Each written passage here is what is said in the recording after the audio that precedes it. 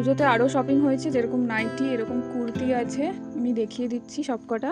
যেরকম আমি নিয়ে এসেছিলাম দিদার জন্য এটা নাইটি, এটা মাসির, এটা মায়ের, আর এই দুটো যাচ্ছে আমাদের কুর্তি হয়েছে দুটো, এটা আমার কুর্তি আর এটা মায়ের কুর্তি। এগুলো সব এখন আজরাত প্রিন্টের ওপরে এরকম কাজ করা কুর্তি পেয়েছি, সেগুলো নেওয়া হয়েছে। মাসি একটু সিম্পল পরে, তাই মাসির একটা সুতির কোয়ার্ড সেট নেওয়া হয়েছে এরকম। এটার প্যান্টটা যাচ্ছে এটার প্রিন্টের ওপরে।